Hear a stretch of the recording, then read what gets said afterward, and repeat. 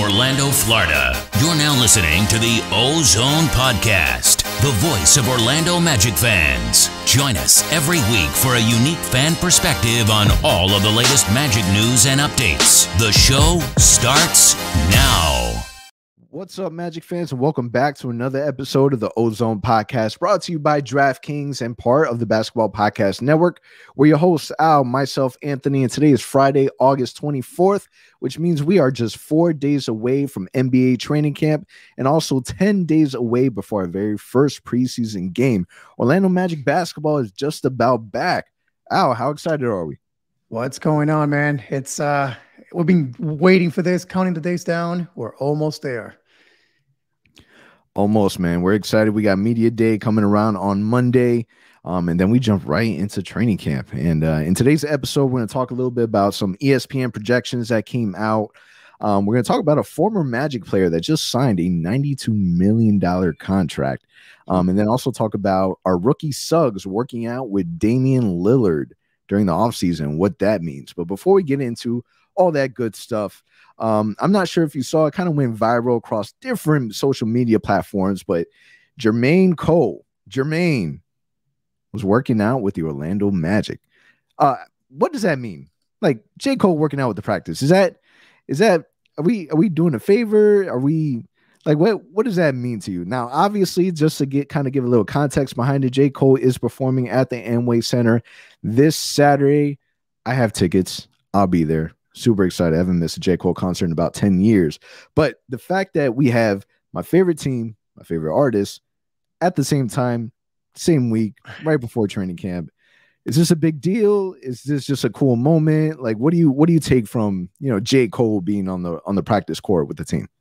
I think it's definitely a cool moment. Not sure if you got a chance to listen to Terrence Ross' podcast. The new episode came out today. And he went in depth about it, how it happened, and kind of how surprised the team was. They were not expecting him to be there. So it was a surprise not only to us as fans, but also to the players to see him there. So that was, it's a cool moment. I'm not sure if J. Cole reached out to the Magic about playing. We know he likes to play basketball, so we don't know how that went. But it could have also been the Magic. Say, hey, you're in town. We would love for the young guys to play some basketball with you. We don't know. But either way, it's definitely a cool story. And when I first saw it on Twitter, I right away tagged you with some exclamation points because I know how excited you would be to see J. Cole and the Orlando Magic on the same basketball court. So that was really, really fun to see.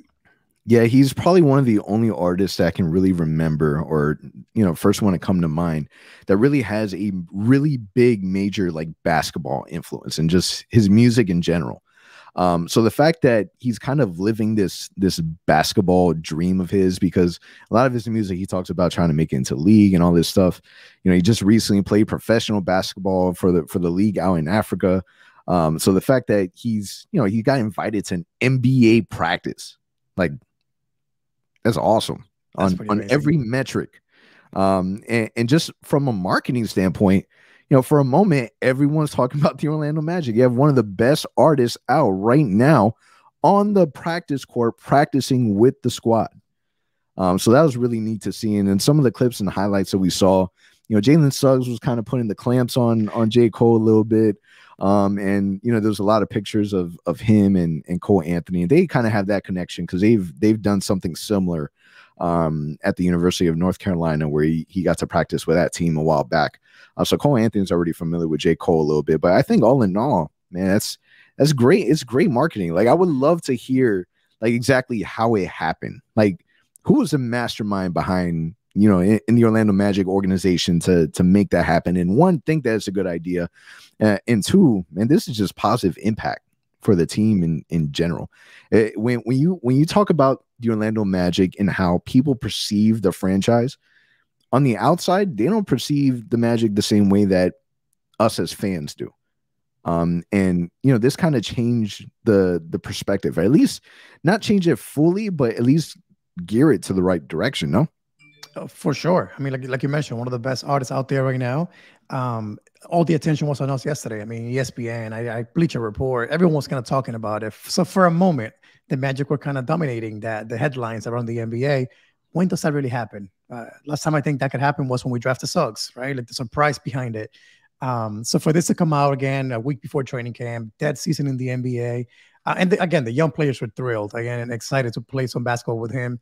And by all accounts, he hung in there. He did a good job with his role with the Magic, whatever it was, passing the ball, kind of hanging in the court with the team. So again, Terrence Ross gave some feedback on that. So it's great to see, and I hope again the Magic continue. I'm not sure if you saw, they extended an invitation formally to Adam Sandler to join the team now. Did they really though? Did they really? I saw on social media, but did they really? They did. Like J. Cole, I understand because he at least has, a basketball background. Technically he was a professional basketball player, signed a professional contract for Africa. Technically, he's a pro baller. Technically, Adam Sandler, he's, LA Fitness legend.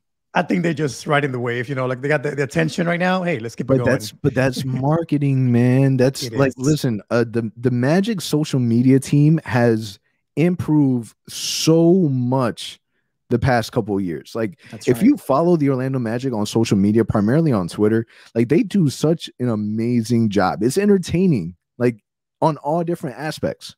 So I think all in all, it's good for the team. It's good for the environment. It's good for the marketing. It's good in all different counts.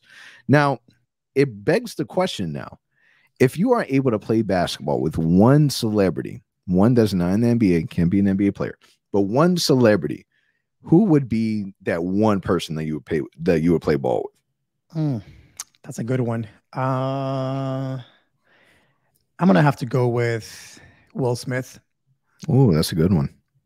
Guy can play ball. He grew up playing basketball. The Fresh Prince, man. And it's a fun guy, I think, to talk to and just have fun on the court. He's a funny guy, but you can tell he's competitive too. So I think it'll be a fun matchup between fun moments and having fun and also getting into it. So I think that would be my guy. How about you? I would do Barack Obama. Ooh. Still has a little bit of that basketball background. I've seen him play, like I've seen highlights, pretty confident that I could take him. So the fact that I can beat the former president is pretty cool. And then I would probably like take a picture and post it and, put a little quote that says, I don't want no picture of the president. I just want to talk to the man. J. Cole reference for my J. Cole listeners. Hey, that's a good one. Yeah, right. And then bring them all back so that they can practice with the team. There you go. I mean, again, I've seen Barack's jump shot and I wasn't impressed. So if I had to put money on that game, I'll put money on you. I've seen you play. I've seen you play competitive basketball. So just don't get hurt. Because last time you played competitive with me, you got hurt like 2 minutes into it. So all right. So now that you brought it up, now we got to talk about it, Al, because I have to provide context. So I thought it would be an amazing idea to join Al because Al is a lot older than I am. Are you a lot older than I am? We're the same age? What? 32. Damn, we are the same age. Okay, so I can't use that as an excuse. But I ended up for the very first time in my life signed up for a 30 and over league. All right. I thought that this was perfect because I'm not as athletic as I used to be. I'm thinking that I'm playing with the same level of talent in a sense where people will get tired just as fast as I get tired. Like, couch players. Yeah, no, that didn't happen. So we ended up playing basketball at one of the courts out in the downtown area about a week prior, and I think we played for like 2 hours straight. And prior to that, I think I played basketball like maybe 6, 7, 8 months prior to that, and overdid it, like pain all over the arc of my foot. So we get into the game, and literally a minute and a half, 2 minutes into the game, completely ruptured the tendon on the bottom of my foot. And there went our season. Our starting point guard. Done. Gone. Had to get carried off the court. Not one of my shining moments. No. Did I score? At least score? It reminds me of. I think I scored a point. I think I scored a basket. A free throw. I think I got a free throw. There you go. Injured still made it happen. All right, let's not talk about my injuries anymore, man. You're gonna make me depressed. I still haven't played basketball since. All right, so some news that came out: Jj Reddick retires from the NBA.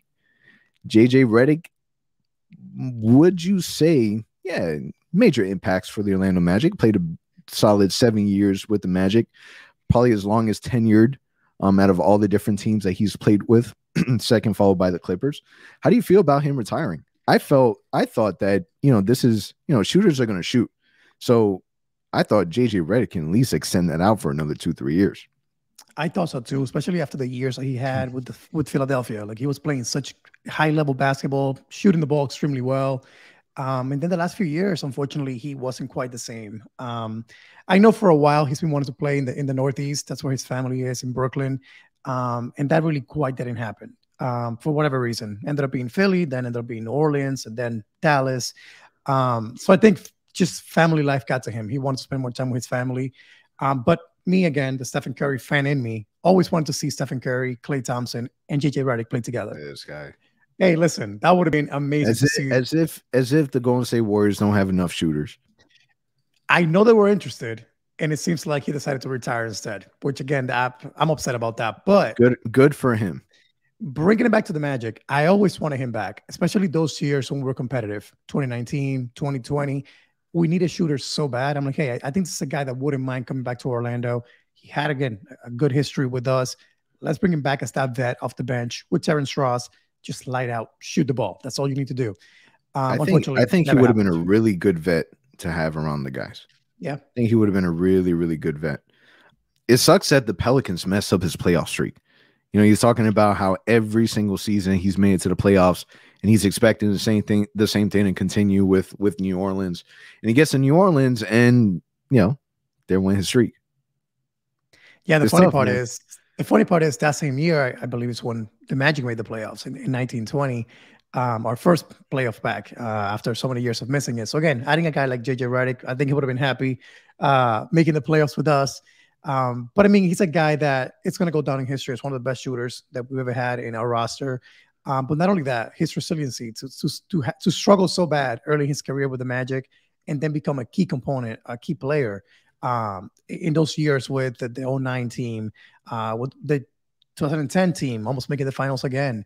Again, it's unfortunate the way the things ended for him with the Magic, but again, he will go down in Magic history as again, one of the best shooters to ever wear a Magic uniform. Yeah, I think that when he does reflect and talk about the Orlando Magic, he does speak positive in some light. At the same time, you wonder because the Magic did well with Jj Reddick, also did well with Ryan Anderson, and those are two players that they were really, really close, and they had conversations about coming back to Orlando. But I think that legitimately, it would have been really nice to see JJ back here. And just the amount of influence that he would have with the young players and how he talks so highly about Markelle Fultz. I thought that would have been a really, really perfect scenario and vet to have around the team, especially with Markelle specifically, because he talks about when he had Markelle Fultz on his podcast, he talked about how, he stood up for Markelle and really looked out for him. So I think from that aspect, it would have been really, really neat to have him back and have that connection, see Markelle in a positive light, positive environment on a day-to-day basis. Yeah. Again, I think he'll be missed. Again, you always miss great shooters in this game, whoever they are. So we'll miss watching him out there competing. And he was a great competitor too. He wanted to win, like you mentioned. He had a passion for making the playoffs. That was his thing. So again, wishing him the best. But again, thank you for the memories. He had a lot of memories that we enjoyed as Magic fans. Yeah, and he's 30. 35, 36, 37, around that age. So in his late 30s. And, if you got a chance to listen to the video of his announcement of his retirement, you got to talk about how now he can be a day-to-day dad. And I think that when it comes to these players that spend so much time traveling and they're deep into their career, they miss out on a lot of those things that are really, really important. So the fact that now he has the opportunity and he's able to, it's not like an injury kicked him out of the league or nobody wanted him. That dude could sign a contract right now if he wanted to. The fact that he's doing it on his terms and he's deciding that, this is my time, now is my time to be a father. It speaks volumes of the character that JJ Reddick has. And I'm sure that now he's going to be able to really enjoy and not miss any of those moments. And who knows, maybe we'll see JJ Reddick Jr. Back in the league, shooting lights out at Duke and, making it back here. There we go. That'll be fun to see him. I know he has a couple of boys, I believe. So I think we have a good shot at seeing one of them in the future. You got a couple. For sure. All right. So Jalen Suggs just was doing a podcast with Road Tripping with Richard Jefferson and Channing Frye. Oh, I almost said Channing Tatum. That was terrible. Channing Frye. Yes. This interview was interesting. was really, really interesting. The reason why I say that is because, you know, RJ, he's a character. Both of them are characters, Channing Frye and RJ. The way that they, you know, communicate with each other is actually, you know, pretty entertaining. However, I didn't find this episode entertaining at all. This was like the most awkward Orlando Magic interview I've ever seen. Where, you know, you got a rookie, like this dude just got to the league, hasn't played his first real NBA game for the team, and it just felt as if this whole entire interview was him taking shots of the Orlando Magic, and also kind of, I felt like they were little broing Jalen Suggs, like they're trying to teach him about the aspects of the game and give him tricks and tips and advice. And when I was in the NBA, I did this, and that, and you're gonna love this person. Like it was a lot of that. I feel like they didn't really give Jalen Suggs the opportunity to really talk. They did a majority of the talking. But during that interview, you know, Jalen Suggs dropped a little golden nugget saying this past offseason, he actually got time to meet Damian Lillard out in Portland and work out with him. What are your thoughts on Jalen Suggs getting that experience to work out with a player of Damian Lillard's caliber? Man, so taking it back a little bit, one of the things to know is that Jalen Suggs has said multiple times now that he admires Dame, right? Like he's a player that he looks up to, one of his favorite players to watch in the NBA. And apparently, based on what I heard in the interview, one of the new assistant coaches with the Magic used to coach in Portland, knows Dame really well. So he kind of set it up for him, that little private session of working out with Dame. So number one, that's really cool for the Magic to do. That's now two good things in the media that we've heard about the Magic and this new approach they have with this new staff. So the J. Cole, of course, and now a coach of the Magic helping their new rookie basically make a dream they had a reality, work out with his favorite player. The fan in me, of course, is ecstatic about this. I mean, how can you not? We want Jalen Suggs to be that next Dame, that next great point guard in this league, and to learn from the best. So to have that opportunity to go out there and learn from him, pick his brain a little bit, get some advice as to what to expect in this league, I mean, that you can put a price on that. So the fan in me is thrilled about hearing that he spent some time with Dame and, again, pick his brain a little bit.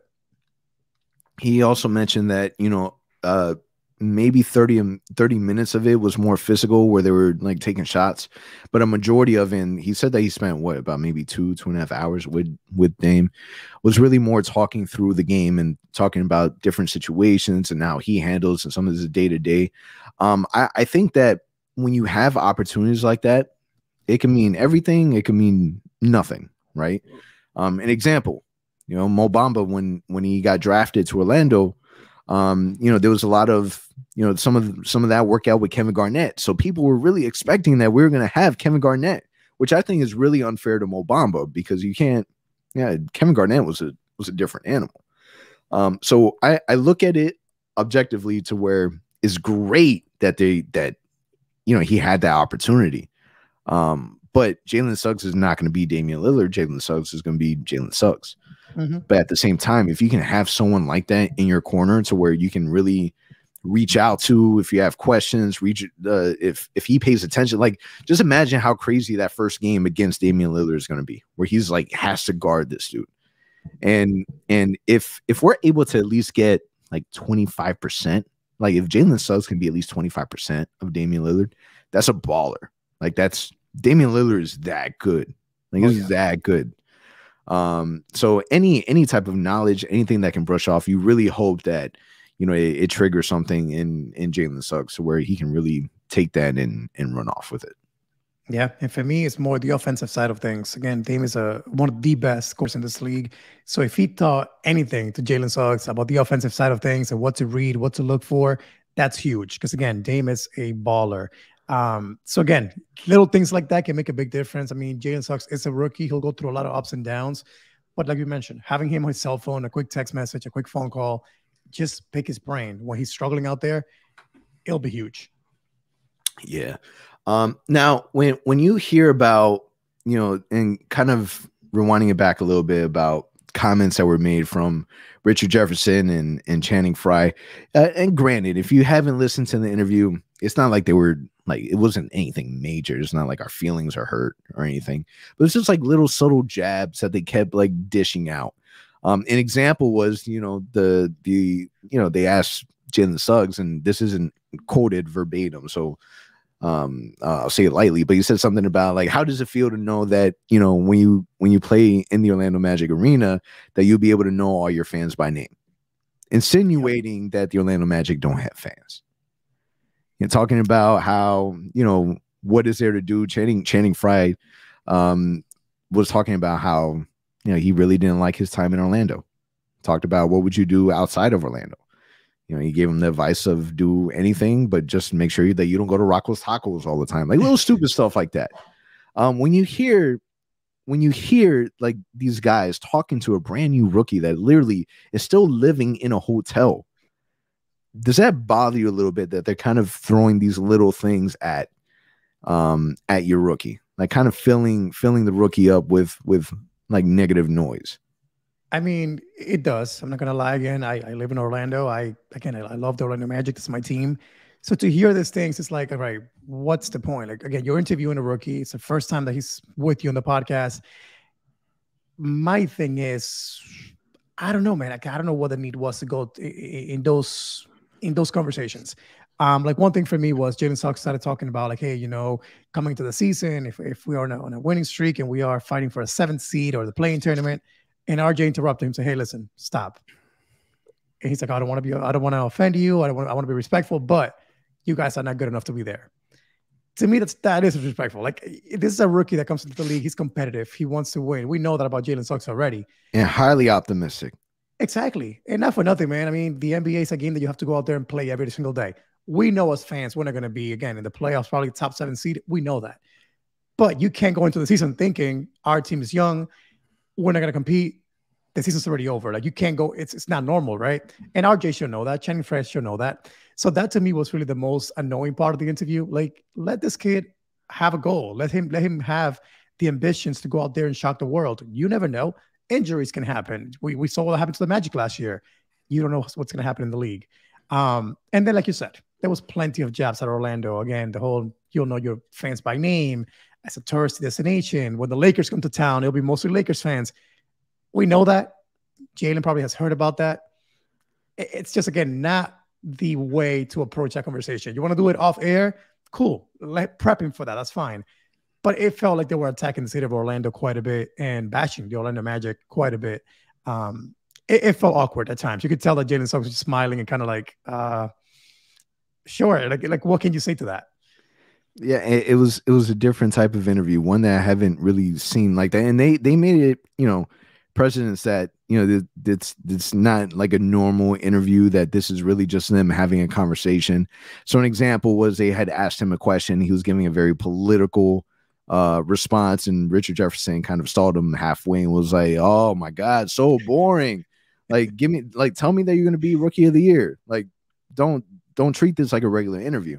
So it's entertaining in that regards. I really didn't like the subtle shots. I really didn't like it. They literally had nothing positive to say about the Orlando Magic other than the fact that, Richard Jefferson had a really close relationship with one of the coaches, one of our assistant coaches, and also had a good relationship with Mosley. So he was excited that that Jalen Suggs was going to be able to, that he believes would really thrive under Mosley.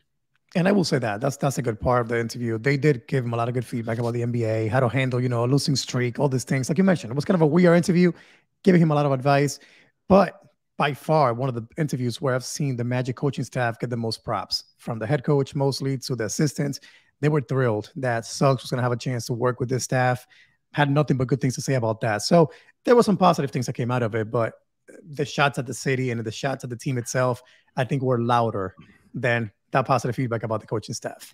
Yeah, I agree. And maybe we're just looking too deep into it. Maybe we're just being more offended than we really should be. But definitely let us know in the YouTube comments or send us a DM. Tell us your thoughts on the interview. But I wasn't crazy about it. I would have been okay without it. But what else do you expect, man? They're from ESPN. What do you expect? All right. What more could you possibly? ESPN never says anything nice about the Orlando Magic, other than the fact that, Disney owns you guys, and Disney's our sponsor.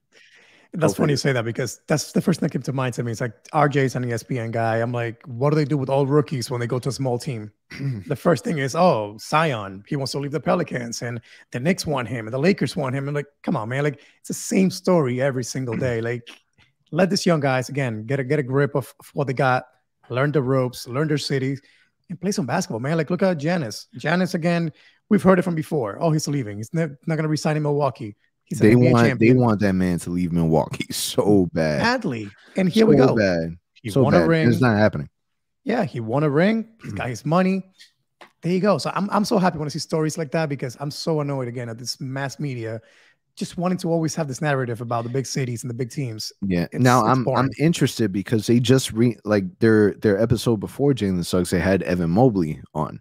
So I think I might go back and listen to that podcast to see if, maybe in that episode, because I mean, if we're talking bad about the Orlando Magic, like what are we saying about the Cleveland Cavaliers? Like, what are we really saying about the Cavs? If we're taking shots here, then make sure that we're sending the shots like everywhere.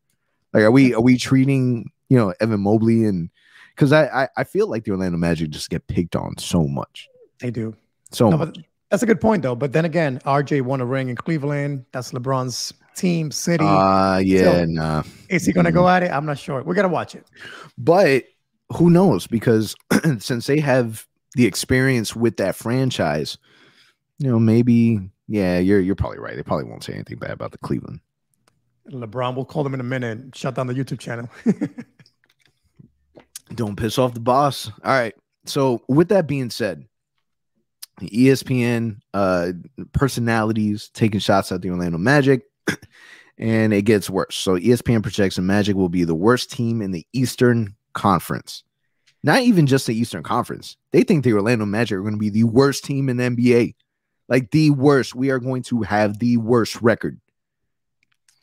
Are we just that biased? Are we so biased that we don't believe that? Like, there's no way that the fans of this team are literally the only ones that believe that the Magic could not. Listen. I'm being realistic. I do not have expectations for the Magic to make the playoffs. I don't have the expectations. If it happens, exceeding my expectations, right? I believe, and this is me maybe being too optimistic, that the Magic will make noise in the play-in tournament. Those are my personal expectations. If we don't do that, I might be a little disappointed. I'm not going to lose sleep, but I might be a little disappointed. Am I naive? Are we naive to think that we have a way better team than the last team in the NBA? I'm having a hard time understanding how, yes, we lost Vooch. No disregard there. That's a big loss for our team. I understand that. But we are gaining back J.I. We are gaining back Markelle Fultz, a top 5 pick. I'm having a hard time understanding how what we lost last year makes us that much worse. Like, Aaron Gordon was a 10 points, 7 rebounds, 2 assists a night. Good defender. But I think Chuma Okeke can put up those numbers in Orlando. Evan Fournier, big loss too. But can Harris, Terrence Ross, Jalen Suggs make up for that loss? Now, the Vooch one against a huge void, but will that drop us so much in the standings that we're going to be a bottom of the East or a bottom team of the NBA? I'm like you. I don't see it. Do I expect us to be a top 7 team in the NBA, top 6? No. In the East, no. We again, the East is much better than what it used to be. But I also don't see us at the end. I just don't see us being worse than teams like OKC, teams like Houston. Houston is not going to be good. Like, John Wall's not playing now. Like, there's a lot going on there. So, like you, I don't have expectations to make the playoffs as a regular playoff seed, but I am hoping the Magic will be good enough to at least compete for the play-in tournament. Are they going to make it? Probably not. We don't know. A lot of variables go into it. But I cannot see it, man. Again, I've tried to think about it too much. I'm like, I don't see how we're going to be one of the worst teams in the NBA. What are your thoughts on it? Can you see a world where we're the worst team in the NBA or in the East for that matter? I'm trying to compare like the Orlando Magic most recent playoff team with the team that we have now. Granted, Nikola Vucevic, all-star, big body, he can really like fill up the stats, right? Evan Fournier, as much as we talk smack and poke fun, he's not a scrub. Aaron Gordon, as much as we talk smack, he's not a scrub either. Okay, these are people that ball out. But how much better is that team compared to the team that we have now with a healthy Markelle Fultz and Jonathan Isaac? That team may be a lot better, but how much better are we really talking? I get it, a bunch of new players. I get it, a bunch of really young guys. I get that there's going to be some learning curves. It's going to take a minute for them to figure it out. New coaching staff. It's not Steve Clifford, an experienced coach. I get all those different dynamics. From a talent perspective, how far off are we really? Again, I may be naive. I may be thinking that, maybe we can do a little bit more. But I really like our players. I really do. I think that Wendell Carter is going to come out and we're going to look back and think, why the hell did Chicago make this move? Like, what were they thinking? Why did Denver? Why did Philly? Why did Philly trade Markelle Fultz? Why? We know why, but why didn't they get more in return? Mm-hmm. I don't know, man. I don't know. I think that we're going to be a lot better than people are already writing us off. But that's like that every year. When was the last time that they project anything positive about the Orlando Magic? It's a nonstop, continuous news cycle of, we don't care about the Orlando Magic. They're not going to be good, so we'll just throw them whatever at the end. That's honestly what it feels now, like. let me ask you this.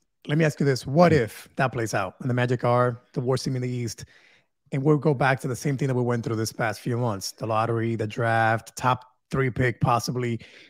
Would that excite you? Like being in that level again with all these young players? Or are you at a point that you're like, I'm tired of playing the draft game. I want us to go after either a good free agent or a good talented player and take us to the next level? Let's be honest. Let's be honest. All right.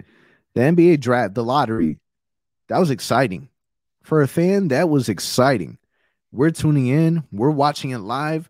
We're reacting. Like, that's exciting.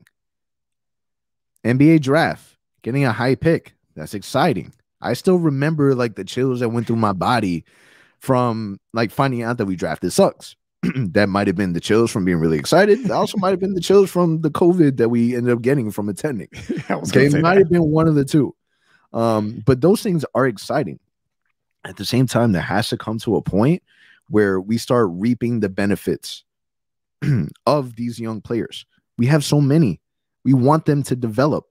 We want them to start playing well. If you don't want any of these players, if you're looking forward to making it back into the NBA draft, a high lottery pick, then that means that the coaching staff failed in developing their players to get them to play well. And I'm not okay. Listen. Let's take it back a little bit. I'm 33 years old. I'm about to be 33 years old. You're telling me that we're not going to be nice until I'm in my 40s? Like, in my 40s? Like, my daughter is about to turn 1 year old, like, in next week. Is she going to grow up, like, her first 10 years of life, the Magic sucking? Like, these are pivotal moments. Like, these are moments where you become a fan. It can't just be because, daddy likes the Orlando Magic, so I got to like them too. Yeah, that's a part of it. You got to be good also. Like, as a kid, myself, my dad watched the Orlando Magic, and I watched it because of my dad. But you know what? They also made it to the NBA Finals. They had Shaq and Penny. There you go. Like, those are moments that really like tie it in. And I don't want the Magic to continue the cycle of sucking draft, because that's not really the goal. The goal is to be able to really get a team together, to really be able to develop and grow and create the word that they don't like talking about, which is a culture. Teams, players, people outside of Orlando, they don't respect the Orlando Magic. It needs to come to a point where people look at the Orlando Magic logo, they look at the name, and they start respecting the team again. I agree. No, you said it best. I'm not even gonna reply back to that. But one thing I will add to that is, like you mentioned, there's got to be a point where you stop playing the draft game. You already have a lot of young assets. You have future draft picks coming in. And then again, we also witnessed this year, the lottery can be tricky. You can be one of the worst teams and still end up with the 5th pick. Like there's so much that goes into it. So that's why I'm sick and tired of like the whole tanking conversation. I mean, I was a fan of it last year. Don't get me wrong. I'm glad it paid off. Thankfully, Suggs dropped to us. But I don't want to go through that again. I don't want to be rooting for this team to lose in February, in March. I want to go to games hoping for wins and hoping that team will be competitive. And then whatever happens, happens. But like you said, I want to see this team building from here, not through the draft. But hey, let's acquire pieces that fit what we have built. So we'll see. It's kind of early to talk about that, but it just, again, this I don't understand the thinking that the Magic will be one of the worst teams in the NBA. I don't see it. And maybe we're completely wrong. Maybe we're biased. Maybe we're naive, and they know something that we don't. Maybe, but I think that we're going to be better than they expect. Way better than what they're expecting. Now, with that being said, let's say hypothetically, let's say that we didn't trade away our guys. Let's say that we kept everyone, didn't make the trades that we made in the trade, in the trade deadline. My goodness. Mm-hmm. Aaron Gordon signs a $92 million contract with the Denver Nuggets. What did you think? Like, are you glad? Are you happy? Do you think it's well deserved? Like, what are your thoughts? Could you imagine a world where the Orlando Magic gave Aaron Gordon a $92 million contract? Not at all. Not at all. And any ESPN analyst that has discussed this, or any podcast that I've listened to about this conversation, their thinking is the Nuggets had to do this. They gave up quite a bit to get him. They couldn't afford to lose him in free agency, so they had to lock him up. That's the reasoning behind it. If he was in a Magic uniform still, there's no way. I think you would have seen a full ramp on trading atmosphere around Gordon yet again and pushing for a trade because, again, he wasn't fitting in. We tried him at the 3. We tried him at the 4. We tried to make him more of a playmaker. Nothing worked. And not for nothing. Go back and watch last season in Denver. He wasn't much better in a winning culture with a winning team. He didn't do well. In the playoffs, less than 10 points a night. It wasn't pretty. So Denver had to do it. There's no way they can go ahead and say we traded Harris, a pick, and RJ Hampton and then end up with nothing. From an Orlando standpoint, no way we would have given him that much money. And I had said this previously. I think I tweeted about it, that I am happy that Aaron Gordon got his bread. Just really happy it didn't come out of our pantry. I'm glad that we didn't pay for it. I think that you're right. Denver needed to make that move because Aaron Gordon could be that missing piece. Okay. They need somebody to guard the LeBrons. They need somebody to guard the Giannis's, the Kevin Durant's. They need somebody to be that guy. And Michael Porter Jr., nah. Aaron Gordon, that's what he specializes in. We talked about it all the time about, we expected for him to be way more. We expected for him to be the all-star, the best player on the team. Like, we were expecting that. When in reality, that wasn't him. We were asking too much of him. We were asking too much of Evan Fournier. Damn near, we were asking way too much of Nikola Vucevic. Like, these guys needed support. They needed help. And we had a bunch of help players playing together to support and help each other. Like, it just wasn't enough. So I'm glad. I'm happy for him because, he's made a name for himself. Like, he's still making money off of his slam dunk contest. I still believe that because that's marketing, that's name. And that's what he's most noticed. That's what people know him the most for. And he's taking it. He's running with it, man. He's to make $92 million contract, that's not plain money, man. That's big boy money. And he definitely got his big boy contract. It's amazing. $92 million. Then with us, he signed for $80 million a few years back. So that's $160 million in a matter of less than 8 years. Good for him. Good for him. Not bad. Not bad. All right. Jumping back into about the outside media that really don't respect the Orlando Magic. Like, there's too much of that going around. This one isn't from ESPN. This one's more from Sports Illustrated, where they ranked Jonathan Isaac the 95th best player in the NBA, according to Sports Illustrated. No other Magic player made it into the top 100. Is this accurate? Do you agree with that sentiment? Do you agree that Jonathan Isaac is the 95th best player in the NBA? Do you also agree that there really isn't another best player outside of Jonathan Isaac in the top 100? So the weird thing is, so JI wasn't even ranked the previous season. And understandably so, he was injured, right? So for him to be top 100, it's I think honestly, it's good news for Magic fans. It means that whoever wrote the article, I forgot his name right now, he had high hopes or has high hopes for JI coming back and playing well. But for the Magic to not have anybody else listed there, that's rough. So you're telling me there's another 14 guys on this team, and none of them are one of the top 100 players in the NBA. Again, Wendell Carter. You think about, heck, Markelle Fultz coming back from injury and being healthy. Is he not top 100 in the NBA? Heck, Jalen Suggs. I don't know. Again, media doing media things. But in my opinion, I disagree. I think that there should be at least one or two Magic players listed. And again, I don't think it should be 95th best. Who would you add? Who would you add in there? I think Wendell Carter is better than some of the guys that are listed in top 100. I don't have to listen. Yeah, I think so. There were some names in there that I'm like, really? Like, for instance, Lou Williams, I think was 90 or 89th, I believe.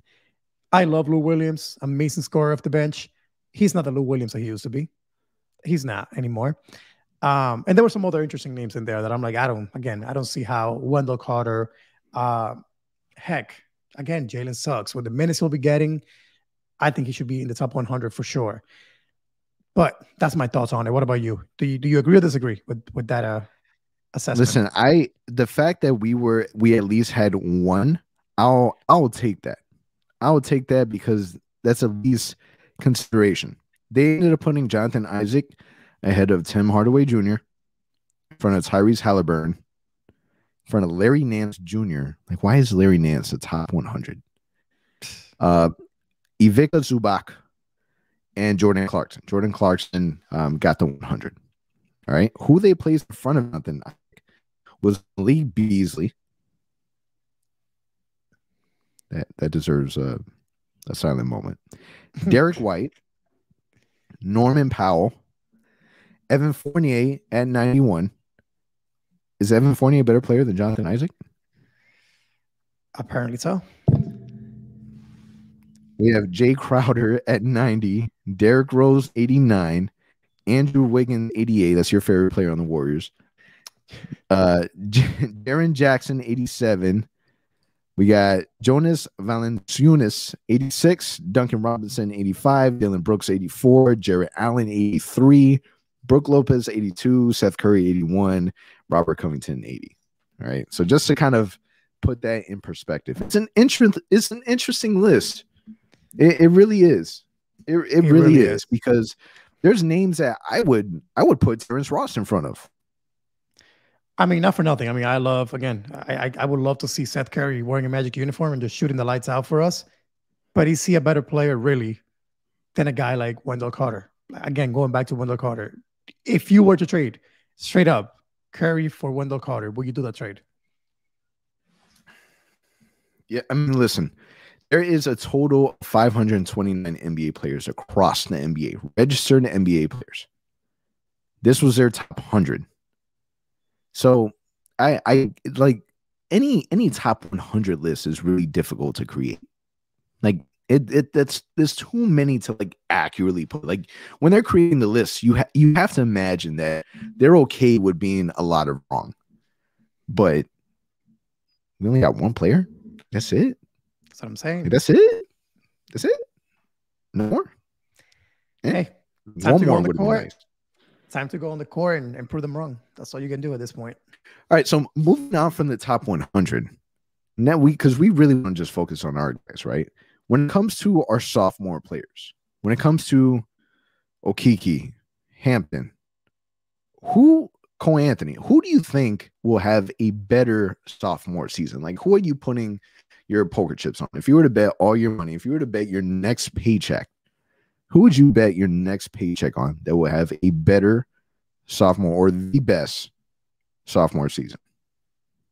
That's a tough question, because I can see where these three guys are going to have breakout seasons or should have breakout seasons with our team.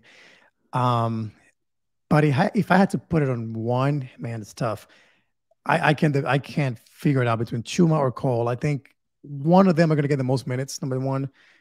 But number two, I think that they'll take the biggest leap. And I'm going to go with Chuma just because we don't have that many forwards. So I can see him playing more and getting more opportunities. So I'm going to go with Chuma out of those three. Really? Because when I'm looking at the list, the fact that we even have to debate it really goes to show how much ceiling we believe these three players have. But when I'm looking at it, I would bet RJ Hampton. I honestly would. We got a really small sample size. They legit did not play this man in Denver, like nothing. They gave this man zero opportunity. And granted, they have their reasons why, and I get it. They're trying to make noise. They're trying to make a deep playoff push, and they didn't have time to really develop a rookie. It didn't make sense for them to do that, right? At the same time, the little bit of time that we had with RJ Hampton, this dude went off. Literally ended the season with Rookie of the Month. Now we go into the offseason. Now it's a different mindset, right? Because imagine if RJ Hampton would have stayed in Denver. Man, I'm not getting that much playing time. I gotta bust my ass in practice even more so than ever just to get 5-10 minutes on the court. But now he's going into it. I'm gonna play. I'm a bust ass and I'm gonna play. On top of that, this man grew. He's 6'6" now. That's true. He grew. This man thinks that he's gonna keep growing until he's 22.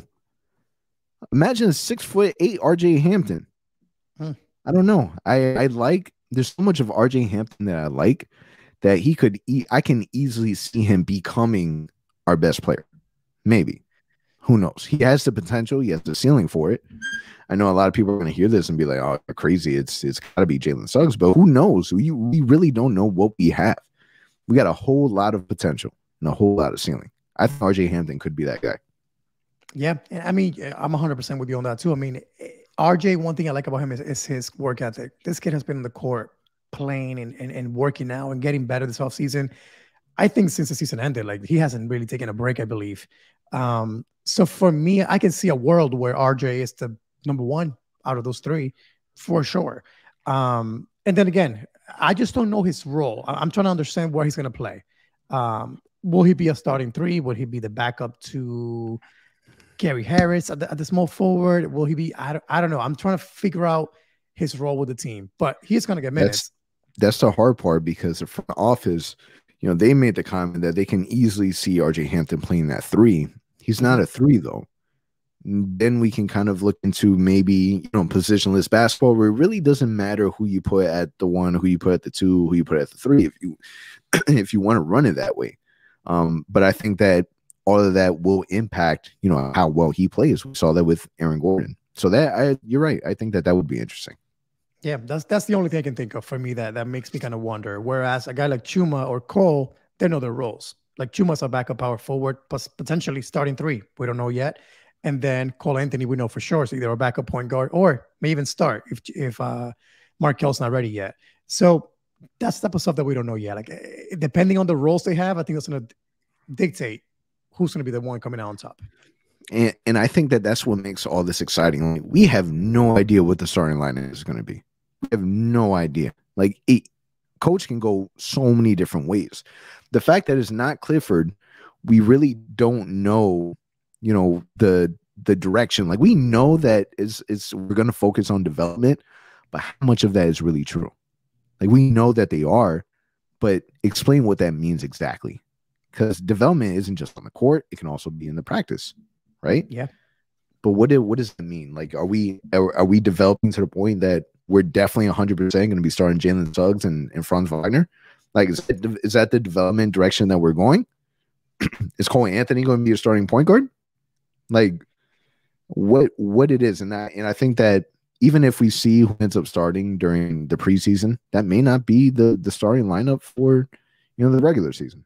No, and that makes next week so exciting. And again, preseason normally doesn't mean much. We're just waiting for opening night. But this year it means something. Training camp means something. Preseason will mean something for sure because there's openings out there and there's battles going on at the center position, the three position, the point guard position, starting shooting guard. So there's a lot going on over the next few weeks here. Again, nothing is set in stone. Like we don't know who's going to be the starters as of yet. So that makes it so much more fun for me and you as fans of the Magic, just kind of see how things will play out. Why is none of this documented? Like, why are we not watching like a full-on documentary of training camp? Like, why is that not a focus? Because this is going to be, this has to be like one of the most competitive training camps I can imagine in my brain that we've had in a really long while. I agree. Now, with that said, like in the training camp roster, we saw Markelle Fultz's name, we saw Jonathan Isaac. Who do you think between the two will have a better return from injury? Oof. Can I say both? I can't say both. If I had to pick one, I'm going to say, man, tough one. I'm going to say J.I. I think J.I. is going to be given the keys to the team finally and said, hey, you're the guy. You've been here the longest, other than Terrence Ross. You're the guy. You're going to be, again, the guy we go to on offense. You're a leader on defense. I think you will see J.I. become that kind of face of the franchise in a way this season. It may not be for long because Suggs could take over. But I think this upcoming season, if he is healthy, J.I. will have, I think, the most impact on the team for sure. Yeah, the last we saw from Jonathan Isaac was the bubble. And the little bit that we saw, like, he was mad aggressive. Like, aggressive in a way that we really weren't expecting. We were, like, kind of taken back a little bit. And I think that even back then, like, going against the Milwaukee Bucks in the first round, like, a little part of you was like, man, y'all don't want to see us in the first round. You know, that's when we started creating this wall for Giannis. This is when, you know, we really felt like we had a shot to make noise and to kind of, you know, scare the Bucks a little bit. I think that we're going to end up getting that same mentality from Jonathan Isaac. Jonathan Isaac, you know, is jumping into training camp literally, what, a week, 2 weeks after he gets married. Yeah, if you need any type of motivation, some rejuvenation, anything like that, my dude, get married in the off season and then, you know, get into training camp. That's not a bad way to run it. That's right. But I agree with you. I can definitely see Jonathan Isaac. I think that you look at all the players that we have, and I think that Jalen Suggs ends up being that guy. But Jonathan Isaac, he's you know, he's your most talented player. He's your number 95 of in that top 100 in the NBA. So I can definitely agree with you and think that Jonathan Isaac would have a better return. It's just we really got to find a way for these guys to stay healthy. Like, really got to do it. I would be okay, honestly, for limiting their minutes for a long time before you really are 150% confident that, you know, we're surpassed the rehab stage of feeling like, you know, they're not going to re-injure themselves. That's right. Now, the weird thing is, on the pictures that we're seeing already, we're seeing some pictures of team workouts and stuff like that. We keep seeing Markelle Fultz with the team, no knee brace. I don't know if that means it feels that good and he's going to be part of training camp, but we don't know. We haven't heard officially from anyone yet about their status, but definitely encouraging to see Markelle Fultz with the team, full uniform, no knee brace. I think that's a good sign for all of us. Yeah. Now, my question to you is, what will it take for Coach Mosley? And I know this might be early, this might be way too early, but what would it take to guarantee that Coach Mosley makes it to a secondary contract? Like, what will we need? What would he need to accomplish to make sure that happens?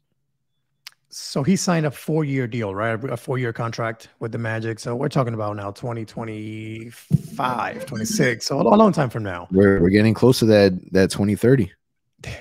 We're going to be champions pretty soon. I think for me, it's consistent development, man, that you see Suggs taking the leaps that we expect him to take, that we see J.I. be a defensive player of the year candidate, that we see maybe a guy like Wendell Carter take that next step and become a player that is a solid contributor to our team if he stays with the team. So I think we want to see that progress. But number two, in those 4 years, you got to make the playoffs at the very least once. And it cannot be in the fourth season. It's got to be maybe next season of the year after. So you got to see progress. I think so. And there's a lot going on. We're not going to go into it, but we have a lot of salary cap. We can kind of construct a way different team next season, right? But in my opinion, I think that's what it would take. It's development plus winning, showing. Because if it doesn't, then Penny Hardaway will be here pretty soon. We don't know.